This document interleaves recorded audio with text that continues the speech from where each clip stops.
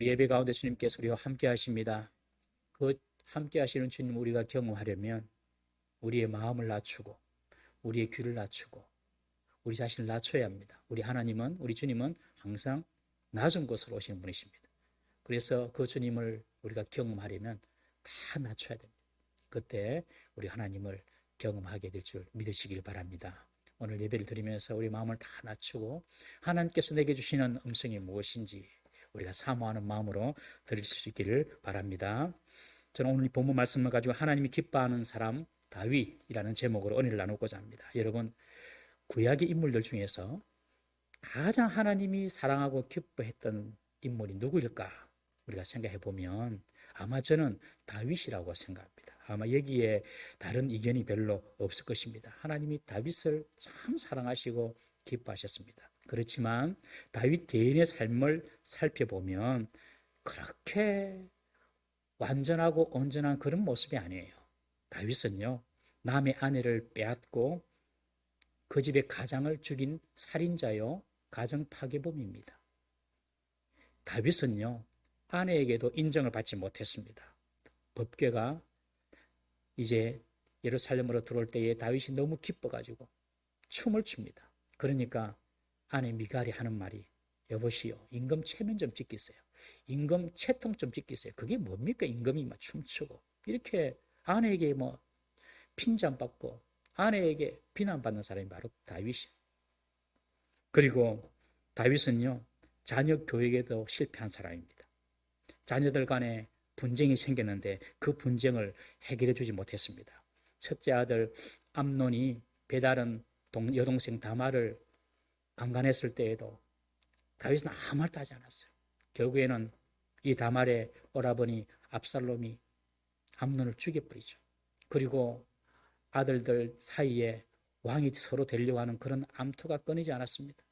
급기야 이 세 번째 아들 압살롬이 아버지 다윗을 무력으로 힘으로 죽이려고 쫓아보내고 자기가 왕이 되려 했어요. 그러니까 다윗은 그 자녀들에게도 존경과 사랑을 받지 못한 인물이 바로 다윗입니다. 아내에게, 자녀에게, 그리고 스스로도 결점과 오점 있는 사람이 바로 다윗이었습니다. 그런데 하나님은 다윗을 가장 사랑했습니다. 왜 이렇게 하나님이 가장 다윗을 사랑했을까? 아마 다윗이 하나님을 가장 사랑했기 때문에 그랬을 것입니다. 여러분, 사랑을 받으려면 먼저 사랑해야 합니다. 잠언 8장 17절 말씀 한번 읽어봅니다. 잠언 8장 17절 제가 읽어드릴게요. 나를 사랑하는 자들이 나의 사랑을 입으며 나를 간절히 찾는 자가 나를 만날 것이니라. 여러분, 사랑을 받고 싶으면요, 먼저 사랑하십시오. 하나님의 사랑도 받고 싶으면 하나님을 먼저 사랑하십시오. 그것이 진리입니다, 여러분. 성경은 다윗을 어떻게 평가합니까? 사도행전 14장 22절 한번 다 같이 읽어보겠습니다. 사도행전 13장 22절 시작. 패하시고 다윗을 왕으로 세우시고 정은하여 이르시되 내가 이새의 아들 다윗을 만나니 내 마음에 합한 사람이라 내 뜻을 다 이루리라 하시더니, 여기 보면 내 마음에 맞는 사람이라고 하고 있는데 옛날 성경에는 내 마음에 합한 사람이다. 마음에 맞다, 마음에 합하다는 뜻은 나의 마음을 따라서 다윗이 움직인다, 그런 뜻입니다. 하나님의 마음에 거슬림 없이 하나님의 말씀이라면 전적으로 따르고자 하는 사람이 바로 다윗이었습니다. 그러니 얼마나 하나님이 다윗을 사랑했겠습니까? 스가랴 12장 8절 말씀도 한번 읽어보겠습니다. 스가랴 12장 8절 말씀 시작. 그날에 여호와가 예루살렘 주민을 보호하시리니 그 중에 약한 자가 그날에는 다윗 같겠고 다윗의 족속은 하나님 같고 무리 앞에 있는 여호와의 사자 같을 것이라. 그날이란 것은 하나님이 그의 백성들을 보호하시는 날, 하나님의 눈에 보이는 주권적인 역사가 나타나는 날, 그런 뜻인데요. 이때에는 약한 자가 아무리 약한 자라도 다윗처럼 강하게 될 것이라는 것입니다. 다윗이 모든 성도의 모델이 된다는 것입니다. 그러니까 모든 성도가 다 다윗처럼 될 것이다. 다윗을 모델로 삼았어요. 여러분, 다윗은 그 이름의 뜻이 사랑받는 자라는 뜻입니다. 그 이름의 뜻대로 다윗은 하나님의 사랑을 받는 그런 사람이었습니다. 이 시편은 다윗이 하나님을 어떻게 사랑했는지를 볼 수 있는 중요한 책이 시편인데요. 종교개혁자 마르틴 루터는 시편을 가르쳐서 성경의 축소판이다 이렇게 말할 정도로 시편의 무게에 시편의 중요한 그런 중요성의 무게를 두었습니다. 시편은 150편이 있는데 그중에 73편이 바로 다윗이 쓴 시편입니다. 다윗은 시편에서 하나님에 대한 그의 사랑, 하나님에 대한 그의 마음을 꺼리낌없이 고백하며 찬양합니다. 오늘 본 이 시편 30편도 다윗의 시편인데요. 먼저 이 시편 30편 보면 그 제목이 하나 있어요. 제목이 뭐냐면 성전 낙성가다라고 기록하고 있습니다. 성전 낙성가는 성전이 이렇게 세워질 때에 봉헌할 때에 드렸던 시편이라는 뜻입니다. 이스라엘 역사에 보면 성전 봉헌은 크게 세 번 있었습니다. 첫 번째 잘 아시는 대로 솔로몬에 의해서 이스라엘의 예루살렘 성전이 세워졌고요. 두 번째는 바벨론 70년 포로 이후에 스룹바벨에 의해서 재건된 성전 봉헌식이 있었고요. 세 번째는 헬라 제국이 일어서기 전에 셀레코스 제국이 아주 강성했는데 그 왕이 예루살렘의 성전을 아주 파괴하고 예루살렘 성전을 아주 더럽혔습니다. 그때 그 성전을 재탈한 후에 성전을 다시 하나님 앞에 봉헌하면서 하나님 앞에 이 시편 30편을 불렀던 것이에요. 그러니까 사실은 다윗은 성전을 지은 적이 없습니다만은 후대 사람들이 성전을 봉헌할 때마다 이 세 번의 성전을 봉헌할 때마다 이 시편 30편을 가지고 하나님을 찬양했습니다. 그만큼 이 시편 30편이 중요하다는 그런 의미가 되겠죠. 이 시편 30편에 보면 하나님이 왜 다윗을 그토록 사랑하고 기뻐했는지 우리가 그 이유를 알 수가 있습니다. 오늘 세 가지 이유를 한번 보겠습니다. 하나님 왜 그렇게 다윗을 사랑하고 기뻐했는지. 첫 번째는요, 다윗은 회개하는 사람이었습니다. 한번 따라해 보실까요? 회개하는 사람. 다윗은 회개하는 사람이었어요. 2절 3절에 보시면 여호와 내 하나님이여 내가 주께 부르짖음에 나를 고치셨나이다 그렇게 기록하고 있죠. 이 말은 지금 다윗이 병들었다는 뜻입니다. 3절에 보시면 여호와여 주께서 내 영혼을 스올에서 끌어내어 나를 살리사 무덤에서 내려가지 않게 하셨나이다. 이 영혼이 스올에 갔다는 것은 스올은 죽음, 무덤, 지옥 뭐 이런 의미를 가진 다른데 이 스올이 죽음, 무덤이라는 뜻인데 그 죽음에 들어가는 이 다윗을 하나님께서 구해주셨다는 말은 다윗은 지금 큰 질병 가운데 놓여 있다는 것입니다. 여러분. 다윗이 병에 빠졌어요. 다윗이 병에 빠진 가운데 지은 시편이 30편입니다. 우리 가운데 질병이 있는 분들은 매일 30편을 읽으십시오. 여러분, 우리 가운데 마음의 상처든지 육신의 질병이든지 어떤 질병이 있는 사람은 매일 30편을 읽으십시오. 하나님의 역사가 나타날 것입니다, 여러분. 다윗이 큰 질병 중에 스올에 내려가는 죽음에 이르는 큰 병을 지금 앓고 있을 때에 이 시편을 지은 거예요. 여러분, 다윗이 질병에 걸린 이유가 무엇입니까? 그 원인은 바로 죄였습니다. 다윗이 지은 죄. 다윗은 그의 죄 때문에 이런 질병이 오게 되었다고 기록하고 있습니다. 어떤 죄입니까? 6절에 보시면 내가 형통할 때에 말하기를 영원히 흔들리지 아니하리라. 이 말이 무슨 말이냐? 좋아 보이죠, 내용은. 그런데 실상을 보면 그렇지 않아요. 내가 형통할 때에, 내가 잘 나갈 때에 스스로 말하기를 영원히 흔들리지 않냐라. 아, 내가 지금 잘 나가는구나. 나는 절대 이제 흔들리지 않을 거야. 이것이 바로 교만죄입니다. 교만죄. 다윗의 삶을 살펴보면 여러분 그의 삶이 결코 평탄한 삶이 아니었습니다. 다른 사람들은 왕 되는데 한 번 기름 부음을 통하여 왕이 됐어. 한 번 기름 부으면 왕이 되는 거예요. 그런데 다윗은요, 아시다시피 그의 일생에 거쳐서 3번 기름 부음을 받습니다. 3번 기름. 얼마나 많은 사연이 있었겠습니까, 여러분? 첫 번째는 사무엘이 와서 소년 때에 기름을 부었고요. 두 번째는 유다 족속의 왕이 되었을 때 기름 부음 받았고요. 세 번째 드디어 통일 이스라엘의 왕이 될 때 기름 부음 받았습니다. 여러분 10대 소년이었을 때 다윗이 골리앗 장군 블레셋의 골리앗 거인을 물맷돌로 물리치죠. 그리고 이후로 승승장구할 줄 알았습니다, 여러분. 그런데 그렇지 못했습니다. 사울의 시기와 질투 때문에 10년 동안 도망자 신세를 면하지 못합니다. 어디까지 도망다니냐면 이스라엘 국경을 넘어서 적북입니다. 블레셋 지역에 가서 블레셋의 당시 한 지역이었던 가드 왕 아기스에게 투항하여서 1년 4개월 동안 그 아기스 왕의 보호를 받을 정도였습니다. 그리고 이후에 왕이 되기는 되는데 다른 지파의 그런 어떤 지지를 받지 못하고 자기가 속한 유다 지파의 왕이 되어서 7년 6개월을 지냅니다. 그러다가 나중에 마지막에 37세가 되어서 온 이스라엘, 통일 이스라엘의 왕이 되죠. 이렇게 파란만장한 인생을 살았습니다. 정말 그에게는 형통했던 그런 때가 없었어요. 왕이 되기 전에. 그런데 문제는 이제 통일 이스라엘의 왕이 되고 난 이후였습니다. 형통했습니다. 나라가 안정이 됩니다. 그리고 왕권도 든든해집니다. 주위에 누가 다윗을 이렇게 함부로 이제 할 수 없는 그런 자리가 되었습니다. 그때 위기가 찾아온 것입니다. 여러분, 힘들고 어렵게 살 때에는 잘 그런 여유가 없습니다. 그런데 힘들고 어렵고 그리고 좋지 않은 상황에서 벗어나서 좀 강해지고 부해지고 좀 살만해지고 하면요, 그때는요 교만이 찾아오는 것입니다. 내가 이 정도야. 그리고 자기 과시하고요, 자기를 높이고요. 이제 좀 살만하니까 하나님을 잊어버립니다. 이대로 가면 잘 되겠네. 하나님의 큰 도움은 이전에는 그렇게 하나님을 사심결단하면서 하나님을 붙잡았는데 좀 형편이 풀리고 좀 잘 돼 가니까 이제 하나님을 잊어버리는 것입니다. 여러분, 이것이 교만입니다.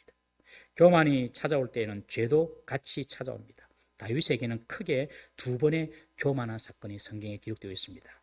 첫 번째는요, 이스라엘의 통일왕이 된 이후에 군사력이 강해지니까 직접 전투에 나가지 않습니다. 사무엘하 11장 1절 말씀 한번 보겠습니다. 사무엘하 11장 1절 시작. 그 해가 돌아와 왕들이 출전할 때가 되매 다윗이 요압과 그에게 있는 그의 부하들과 온 이스라엘 군대를 보내니 그들이 암몬 자수를 멸하고 라빠를 에워쌌고 다윗은 예루살렘에 그대로 있더라.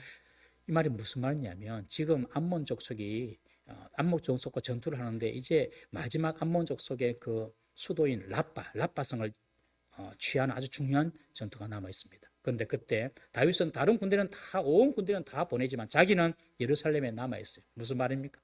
알아서 하겠지. 내 훌륭한 부하들 군사들이 아마 저 성을 분명히 정복할 거야. 나는 안 나가도. 지금 내가 왕인데, 지금 유다의 왕도 아니고 통일 이스라엘의 왕인데 왕이 내가 직접 현장에 칼 들고 나가서 설치가 되겠냐? 내 없어도 하겠지. 내가 지금 왕인데 지금 그 나가서 전쟁하라고 말이 안 된다. 그래서 나는 예루살렘에 있겠다 하고 자기는 있는 거예요. 여러분, 내가 왕인데, 내가 어떤 사람인데, 어떤 사람은 내가 이 나이에 내가 그거 하랴 이런 말 많이 하잖아요. 내가 이 나이에 그거 하랴. 여러분, 그거 교만입니다. 교만. 우리 다음 주에 오후 예배 때 임직식과 취임식, 은퇴식이 있습니다. 여러분, 교회의 직분은 직위가 아닙니다. 절대로 착각하시면 안 됩니다. 하나님께 주시면 저 못합니다. 이게 아닙니다. 직분이라고 생각하니까 못하는 거예요. 직위라고 생각하니까 못하는 거예요. 직위가 아닙니다. 직위면은 못하겠습니다. 안 되겠는데 그렇게 할 수 있어요. 이거는 직위가 아니라 직분이거든요. 이 사명을 주는 거거든요. 여러분, 교회 안에서 더 중요한 일들을 감당할수록 더 섬기고 더 낮아지고 더 겸손해야 할 줄로 믿습니다. 제가 20년 전에 서울에 있을 때에 지구촌 교회 온누리 교회를 탐방한 적이 있습니다. 거기 가보니까요, 지구촌 교회를 갔는데 장로님들이 전부 다 주차 관리를 하는 거예요. 딱 장로님들이 섬기는 일을 하더라고요. 제가 감동을 받았어요.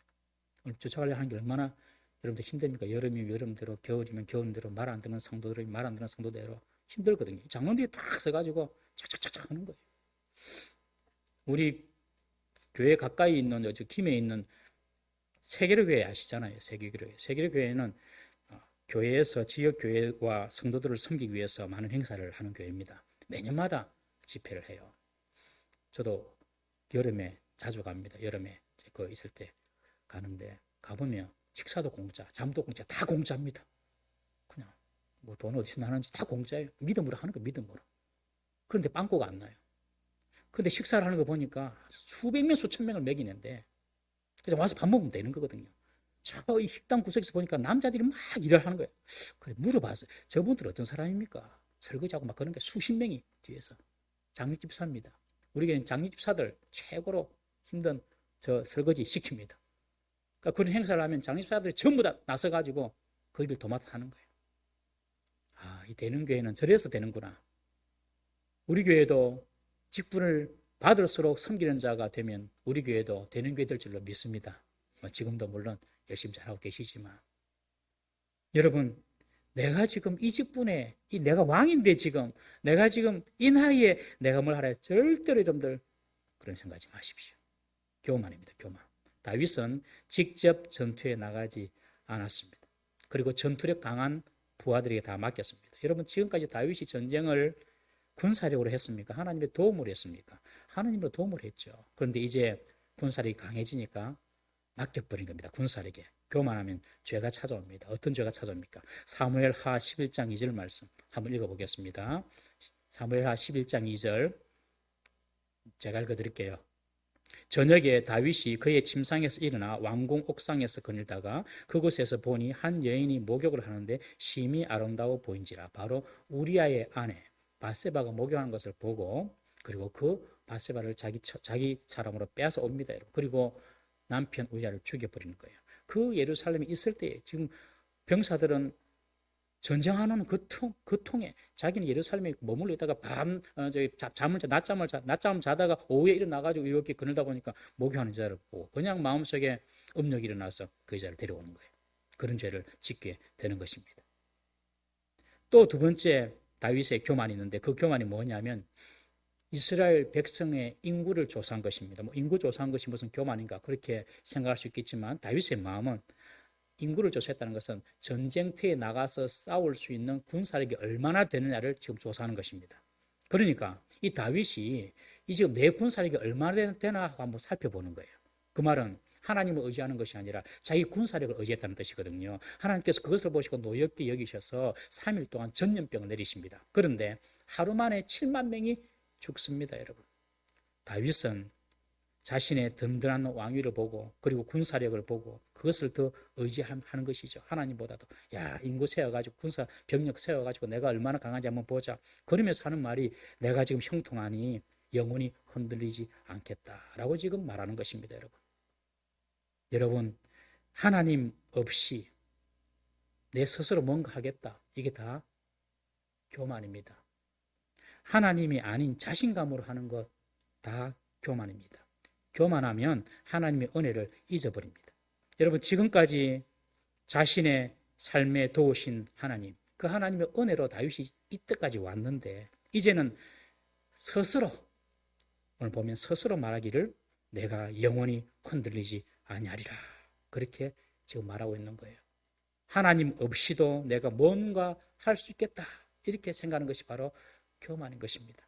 하나님 없이 내가 돈 한번 벌어보겠다. 하나님 없이 내가 공부를 열심히 해가지고 한번 성공해 보겠다. 하나님 없이 내가 무슨 사업을 한번 해보겠다. 하나님 없이 우리 청년들, 젊은이들, 하나님 없이 내가 한번 내 눈에 좋은 대로 한번 결혼해가지고 잘 살아보겠다. 하나님 없이 뭔가 해보겠다. 목사도 마찬가지입니다. 하나님 없이 목회를 어떻게 잘해보겠다. 전부 다 교만입니다. 그러니 거기에 무슨 하나님의 은혜가 있고 하나님 도우심이 있겠습니까? 여러분, 그러므로 성도는요, 매일매일 하나님을 찾고 매일매일 하나님을 갈망해야 할 줄로 믿습니다. 그것이 바로 교만하지 않는 자예요. 여러분, 우리가 매일매일 하나님을 찾고 있지 않다는 것은 지금 내가 교만을 행하고 있다는 것입니다. 하나님 없이 뭔가 해보겠다는 거예요. 지금 다윗처럼. 잠언 16장 18절에 보면 교만은 패망의 선봉이요 거만한 마음은 넘어짐의 앞잡이니라 그렇게 말하고 있지 않습니까, 여러분? 그래서 다윗은 결국 큰 병을 얻게 된 것입니다. 7절에 이렇게 다윗이 고백합니다. 여호와여 주의 은혜로 나를 상같이 굳게 세우셨더니 이제 깨달은 거예요. 큰 병을 얻고 주의 은혜로 나를 상같이 굳게 세우셨더니 주의 얼굴을 가리심에 내가 근심하니이다.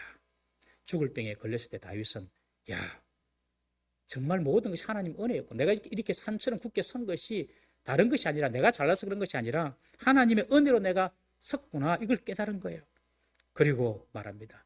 내가 주님의 은혜로 산같이 굳게 세워졌는데 주께서 얼굴을 가리시니까 내가 근심하나이다. 여러분, 주께서 얼굴을 가리셨대요. 하나님은요, 교만한 자들을 향하여 얼굴을 안 쳐다봅니다. 교만하면 보기 싫었어요. 그래서 얼굴 돌려버려요.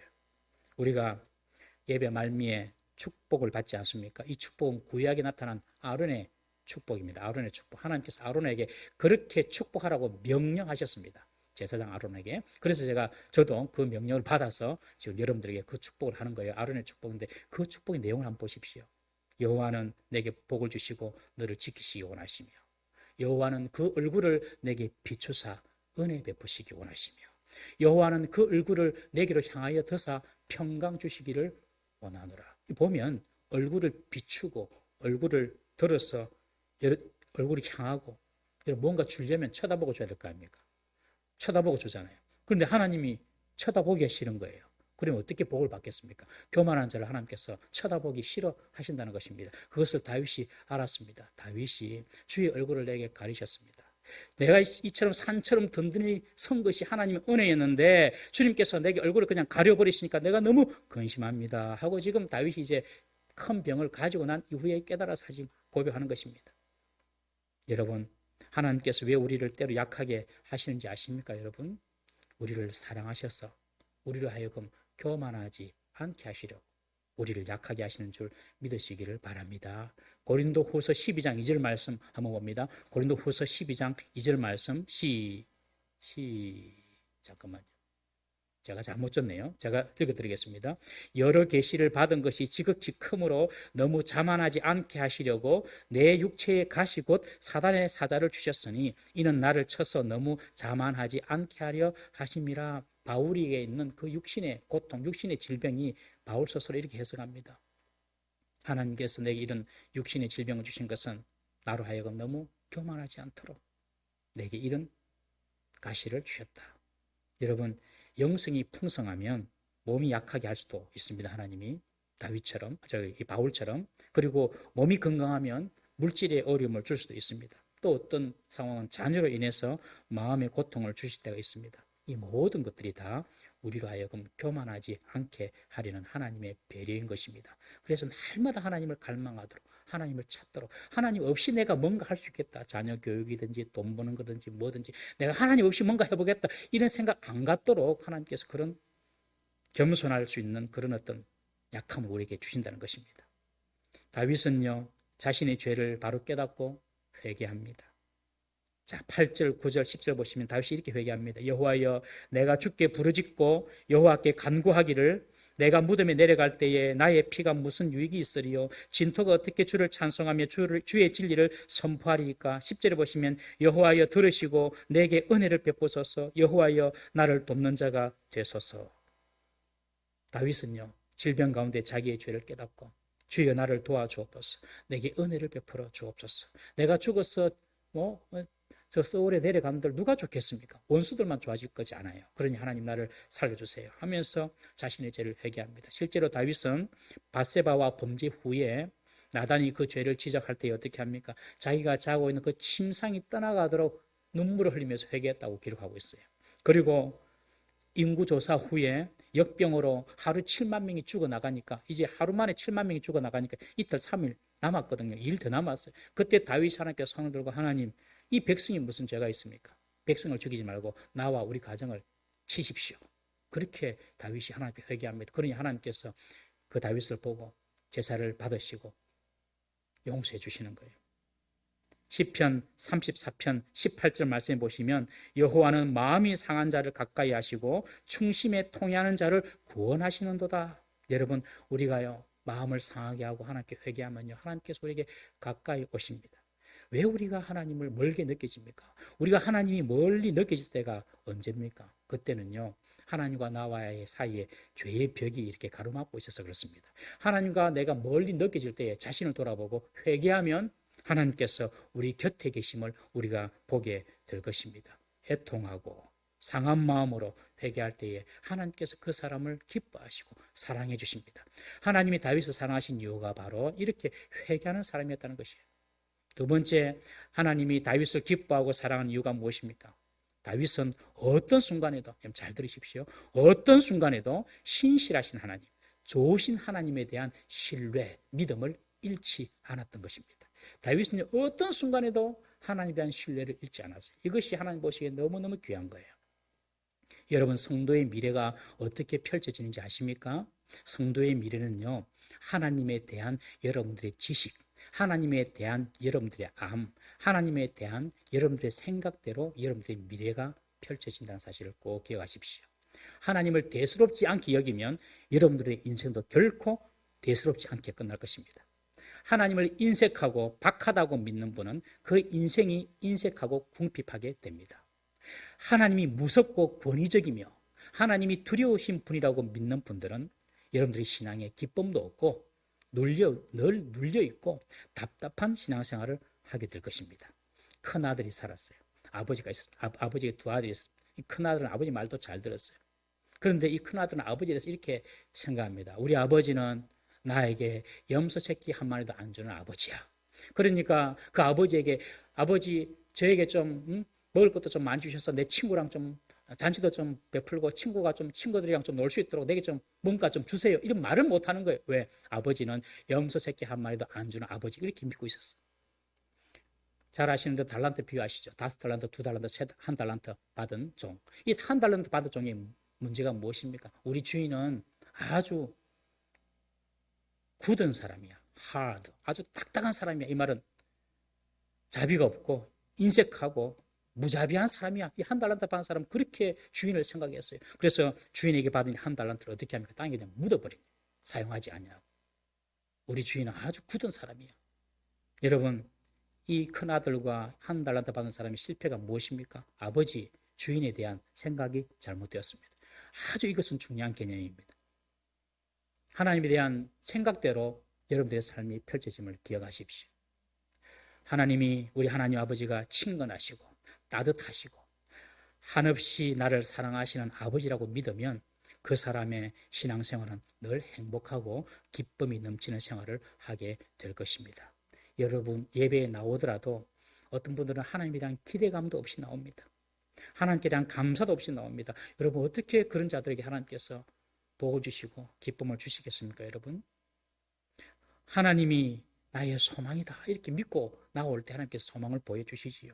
재미없는 하나님 별로 내한테 별로 도움이 안 되는 하나님 그런 마음으로 예배를 나오면은 하나님께서 재미없어요. 여러분들 인생에. 그리고 도움도 별로 안 돼요.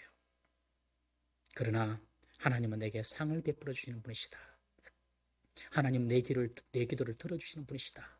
이런 마음으로 예배에 나오면요 하나님께서 그 믿음대로 그 생각대로 응답하실 줄 믿으시기를 바랍니다. 우리가 교회를 섬기고 봉사하는 일도 마찬가지입니다. 마지못해서 억지로 할 경우에 여러분들 섬기더라도 기쁨이 없습니다. 여러분 하나님의 말씀을 지키는 것도 마찬가지입니다. 하나님 말씀을 지키는데 하나님 말씀 지키면 내가 손해볼 것 같아. 하나님 내가 꼭 손해보게 이런 법을 만들었나 이렇게 생각하잖아요. 그런 분은요 맨날 손해보는 인생만 삽니다.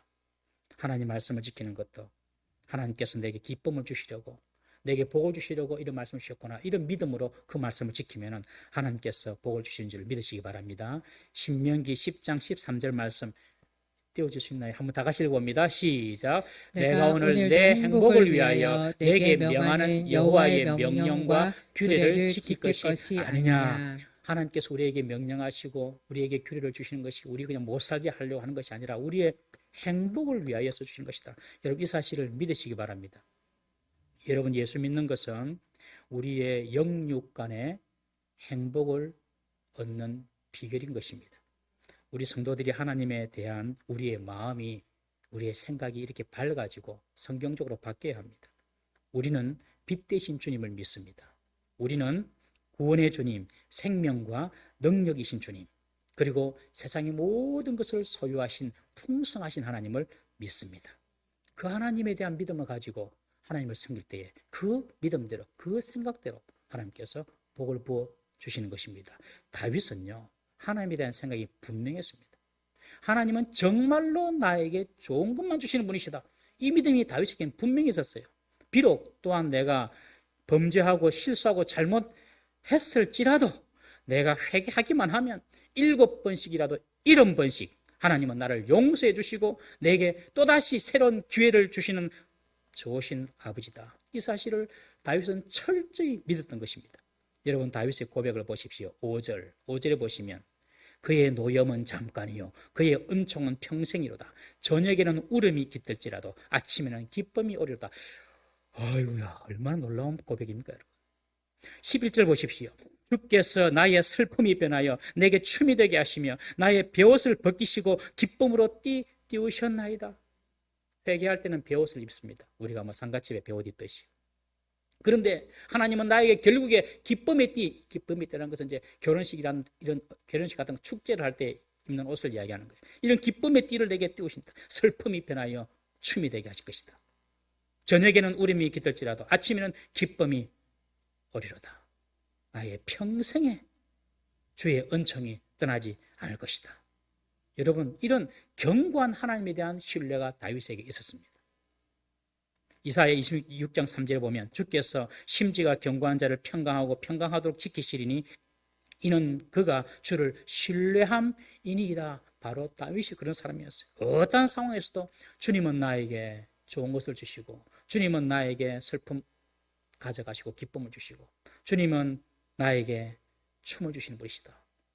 지금 어떤 상황이었어요? 지금 병중에 있을 때 다윗은 이 하나님을 신실하게 붙잡았던 것입니다. 여러분, 아침에 눈을 뜨고 일어날 때에 오늘 하루도 하나님께서 내게 기쁨을 주시고 오늘도 하나님께서 나에게 복을 주실 것이다 기대하면서 눈을 뜨시기를 주의 이름으로 부탁합니다. 눈 뜨고 일어나면서 오늘 지긋지긋하다. 오늘도 직장에 내 가야 되나 안 가야 되나 이렇게 생각하지 마시고 여러분, 하나님은 오늘 나에게 어떤 만남을 주실까? 하나님은 나에게 어떤 기대를 채워주실까? 나에게 또한 어떤 기회를 주실까? 하나님은 나에게 어떤 아이디어를 주시고 하나님은 나에게 오늘 또 어떤 살 길을 열어주실까? 여러분, 날마다 하나님을 기대하시기를 바랍니다. 다윗은 그가 잘못하여서 범죄하면서 징계 중에 있더라도 나를 향하신 하나님의 은총은 변하지 않고 노여움은 잠깐이고 그 은총은 평생이다 이렇게 고백합니다.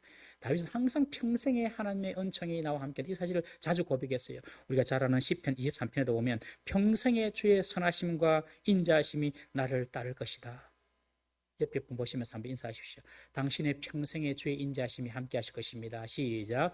당신의 평생에 주의 인자하심이 함께 하실 것입니다. 다윗은 그것을 믿었어요. 지난 화요일 날 젊은이들 사이에 유명한 개그우먼이 있습니다. 박지선 씨라고. TV에 자주 나오는 분이죠. 그런데 그분이 그 어머니와 함께 극단적인 선택으로 세상을 떠났어요. 무엇 때문에 정확히 죽게 했는지는 알 수 없지만은 그분에게는 아주 피부병이라는 그런 지병이 있었다고 합니다.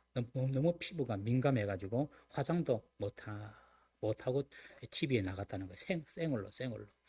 아니, 얼굴도 모르겠는데 어쨌든 사람들이 하는 말이 얼굴도 못생겼으면서 화장도 안 하고 뭐 오나 이렇게 막 핀잔을 서로 막 조롱도 하고 비난 장난으로 그랬겠죠. 장난이겠죠. 장난으로. 이는 뭐 얼굴도 그러면서 화장도 안 하고 사실은 자기가 피부가 너무 안 좋기 때문에 화장하면 안 되거든요. 뒤집어지니까. 그 외에 또 다른 질병이 있었는지도 모르겠지만 저는 그 사실을 접하면서 사람을 저렇게 웃기기는 했지만 정작 본인의 마음에는 남모르는 아픔과 슬픔을 품고 있었구나 이런 생각을 해보았어요. 제가 그분을 전혀 알지는 못하지만 그 소식을 제가 매체를 통해 듣고 저도 마음이 좀 먹먹했습니다. 사람들에게는 누구나 다 말 못할 사연과 아픔이 있구나. 여러분, 그럼에도 불구하고 우리가 붙잡아야 할 분은 바로 우리를 사랑하신 하나님의 사랑. 이것이 우리가 붙잡아야 될 하나님의 사랑인 줄 믿으시기를 바랍니다. 하나님은 독생자 아들 예수님을 우리를 대신해서 십자가에 내어주시기까지 우리를 사랑했습니다. 그 어떤 사랑도 그 어떤 것도 그 사랑을 끊을 수가 없어요. 한 여인이 있었습니다. 이 여인도 미모가 아름답지 못했습니다. 그래서 결혼을 했지만 남편의 사랑을 받지 못했습니다. 그러나 하나님은 그녀를 사랑했습니다. 그녀의 자녀를 낳았지만 여전히 남편의 사랑을 받지 못하고 남편은 다른 여인을 사랑했습니다.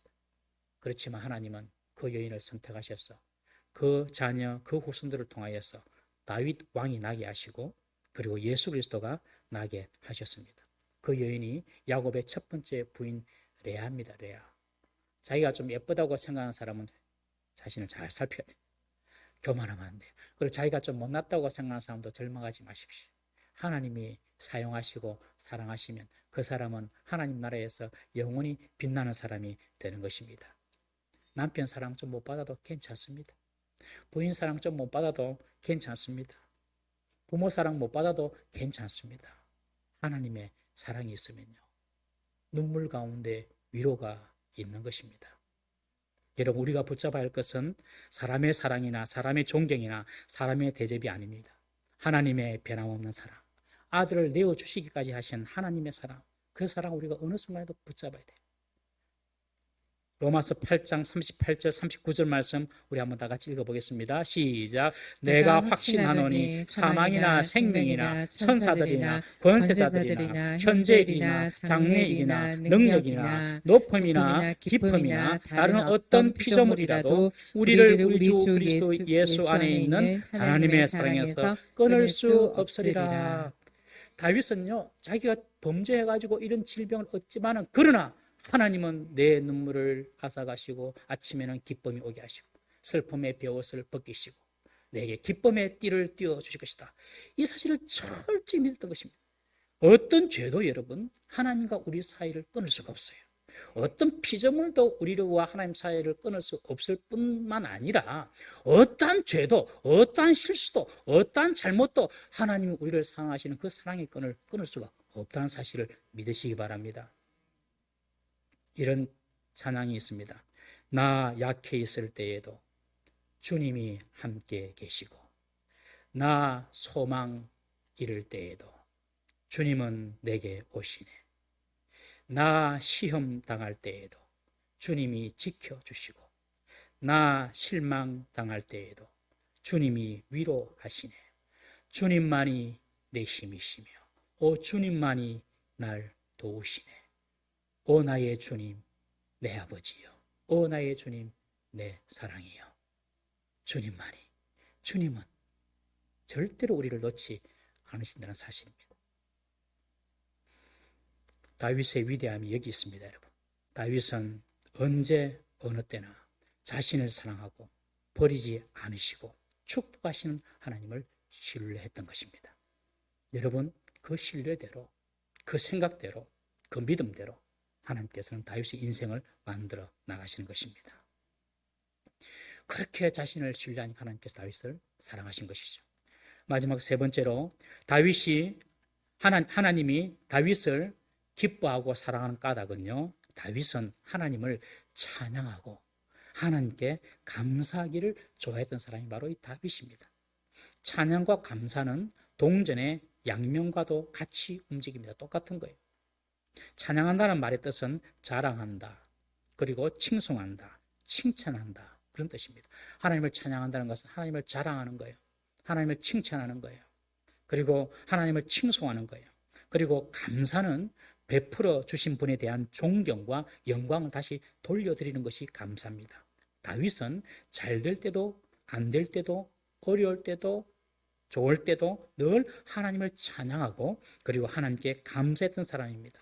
여러분, 누군가 여러분들을 칭송하고 칭찬해주고 하면 여러분들 그 사람 좋아하겠죠. 마찬가지입니다. 하나님이 이렇게 다윗이 자기를 칭찬하고 칭송하고 감사하니까 다윗을 하나님이 좋아하지 않을 수가 없었던 거예요. 시편 150편이 다 보면 대부분이 찬양의 시인데 그중에 70편이 70몇 편이 다윗이죠. 다윗은 항상 하나님을 찬양합니다. 그러니까 하나님이 다윗을 귀하게 여긴 것입니다. 오늘 본문 4절 12절 보시면 다윗이 그렇게 고백합니다. 주의 성도들아 여호와를 찬송하며 그의 거룩함을 기억하며 감사하라. 12절에 보시면 이는 잠잠하지 아니하고 내 영광으로 주를 찬송하게 하심이니 여호와 나의 하나님이여 내가 주께 영원히 감사하리이다. 여러분, 다윗은요, 하나님께서 내게 베풀으신 모든 것이 다 하나님을 찬송하라고, 하나님께 영광 돌리라고 내게 주신 은혜인 줄 알았습니다. 하나님께 감사하는 자가 하나님을 영화롭게 하는 것입니다. 그러니 감사하는 다윗을 하나님이 좋아하지 않을 수가 없었던 것이죠. 그런데 감사는 아무나 하는 것이 아닙니다. 오늘 4절에 보시면요, 감사는 하나님의 은혜를 기억하는 자만 할 수 있습니다. 4절에 보면 여호와를 찬송하며 그의 거룩하심을 기억하며 감사하라. 여러분, 기억할 수 있는 사람, 하나님의 은혜를 기억하는 사람만 하나님께 감사할 수가 있는 것입니다. 기억하지 못하면 감사할 수가 없어요. 여러분, 지금 나의 나된 것, 우리가 우리 된 것이 하나님의 은혜인 것을 기억하지 못하면 감사할 수가 없는 것입니다. 하루에 아침에 나가서 일하고 하루를 마치고 저녁에 집으로 돌아옵니다. 무사히 집으로 돌아올 때 하나님께서 여러분들을 지켜주셨음을 기억하십니까, 여러분? 그것을 기억할 때 하나님께 감사할 수 있어요. 오늘부터 우리 동부살교회 성도님들은요, 아침에 출근할 때 하나님 나와 함께 해주십시오 하고 문을 나가고, 저녁에 들어올 때에, 문 열고 들어올 때에 하나님 오늘도 지켜주셔서 감사합니다 하고 하나님께 감사로 입술을 열어 고백할 수 있는 성도 될 수 있기를 주의 이름으로 부탁을 드립니다. 오늘부터 그래 합시다. 오늘부터. 오케이? 오늘부터 집에 딱 들어올 때마다 감사합니다. 저는 이 설교를 준비하면서 지난 한 주간 동안 우리 가족 다 그래 하자 그랬어요. 그래서 우리 가족도 그래 합니다. 집을 딱 문을 열고 집에 들어오면 하나님 오늘도 지켜서 감사합니다. 그리고 부르는 찬송이 위대하신 주 찬양합니다. 집 하루 마치고 집 들어올 때, 문 열고 들어올 때 하나님 감사합니다. 심옥 집사님 사랑합니다. 오케이? 집에 들어오면은 감사합니다. 여러분, 남편을 보시고 감사하십시오. 아내를 보고 감사하십시오. 자녀를 보시면서 감사하십시오. 예배에 나오면서 내가 구원받은 사람이구나 생각하시고 감사하십시오. 내가 나갈 예배당이 있음을 감사하십시오. 옆에 성도들을 보고 감사하십시오. 내가 어려울 때 그래도 나를 위하여 기도해 줄 수 있는 분이구나. 그렇게 생각하시고 성도들을 보실 때도 감사하십시오. 직장에 다닐 수 있음을 감사하십시오. 직장이 없으면 반드시 하나님께서 내게 합한 더 좋은 직장을 주실 줄 믿고 감사하십시오. 아파서 치료받을 때에, 수술받을 때에 치료받고 수술받을 수 있음에 감사하십시오. 병원에 아예 안 가시면 병원에 아예 안 가니 더 감사하십시오. 항상 우리가 이렇게 숨쉬고 살아 있음을 하나님께 감사하십시오. 그리고 세상을 떠날 때에는 내가 갈 본향이 있음을 믿고 감사하십시오. 우리의 삶의 일거수일투족이 하나님의 은혜임을 기억한다면 우리는 감사하지 않을 수가 없는 것입니다. 다윗은 자신이 왕이 되고 자신이 전쟁마다 승리를 누리고 많은 부귀 영화가 다 주의 은혜인 것을 기억하고 감사합니다. 여러분, 다윗이 성전을 짓지는 못했지만 아들 솔로몬이 성전을 짓도록 모든 것을 준비해 두었어요. 그 모든 것을 준비하면서 하나님께 드린 감사가 있습니다. 역대상 29장 11절에서 14절 말씀 우리 다 같이 한번 읽어보겠습니다. 시작. 여호와여, 위대하심과 권능과 영광과 승리와 위엄이 다 주께 속하였사오니 천지에 있는 것이 다 주의 것이로소이다. 여호와여, 주권도 주께 속하였사오니 주는 높으사 만물의 머리이심이니이다.